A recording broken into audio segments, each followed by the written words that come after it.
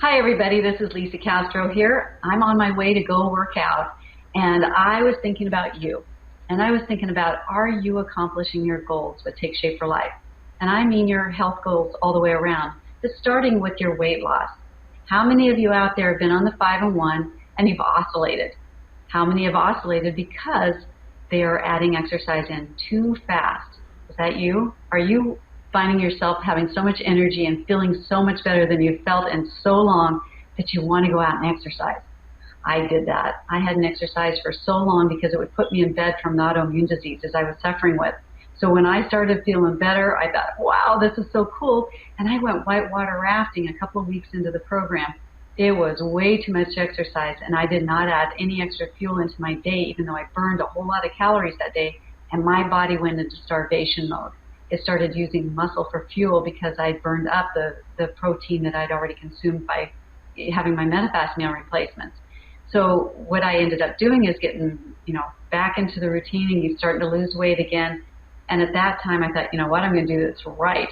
And I just stayed on the 5 and 1, and then I started gradually adding exercise in after I've been attaining 5 and 1, being in fat burning for 3 to 4 weeks. And then I gradually started adding some aerobic activity in. Right now, it's recommended that you start with walking. And if you start with walking, you're doing it slowly and then adding time onto it as you go along, and maybe speed up the process or go at a faster pace as you go along. But the key is gradually adding it at the right timing. After you've been in fat burning again for 3 to 4 weeks is the ideal time. Now, if you're far away from a healthy weight, then we encourage you to just do mild exercise or none. I know that sounds really odd to say no exercise when that's a habit of health, but it's not healthy for you if you've got a lot of weight to lose.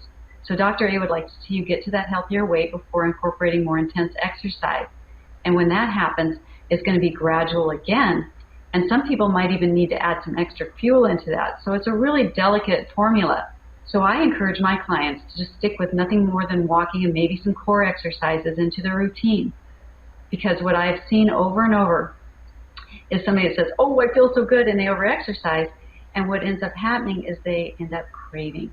And they go eat something totally off plan, typically pizza or something high in carbohydrates, because their body is craving it. The other thing that can happen is, imagine this, your body is like when it's in fat burning, it's like this big fire burning brightly and burning up your fuel, your fat for fuel very well. And you throw some lighter fluid on it, it represents the exercise, you are burning up your fuel a whole lot faster than what the 5 and 1 is designed to do. And so you don't have the fuel from your nutrition taking care of your body, so your body will say, well, I'll have to find some within, which is your muscle. And that defeats the purpose of our program. The whole idea is to lose fat while protecting the muscle. So if you are incorporating too much exercise too soon, to lose that muscle will make it harder for you to get to your goal and to maintain your goal once you get there. So there's more reasons for not exercising than there is to exercise while on the 5 and 1. Now, it's different if you have been exercising prior to the program, then we want you to cut back in time and intensity. And I mean regular exercise, anywhere from 3 to 5 times a week for the last couple of months. If that has not been a routine, then put yourself in the category of the non-exerciser and just gradually add it in about 3 to 4 weeks into your program.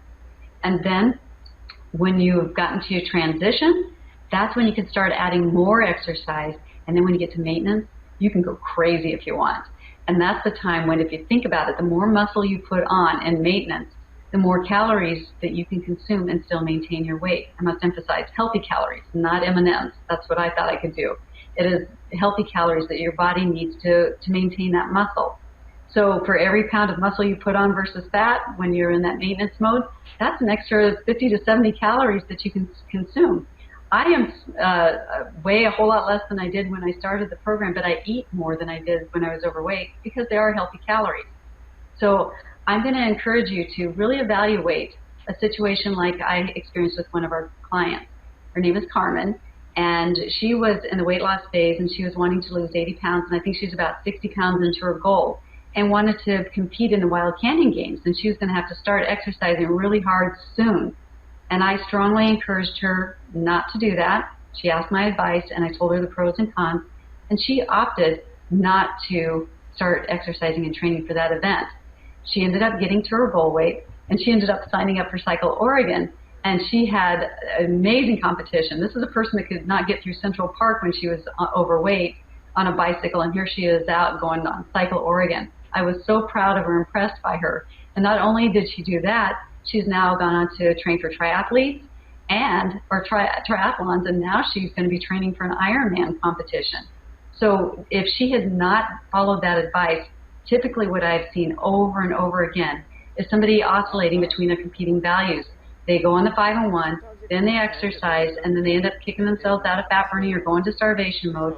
Then they go back on the 5 and 1, and they go back and forth, and they never get to where they really want to be, and then they get frustrated with themselves. And some of them gain their weight back. It's sad to say, but it's true. I've seen it happen over and over.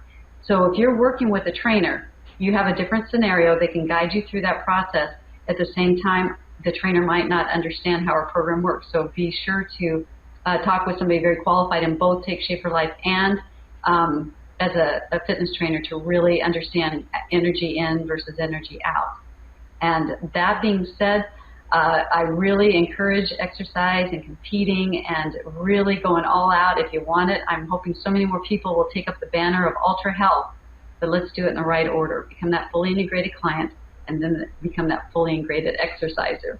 And you'll have a much better time being a better example for your clients if you are a health coach, and be an example to others of what's possible. I love it. You guys have a great day.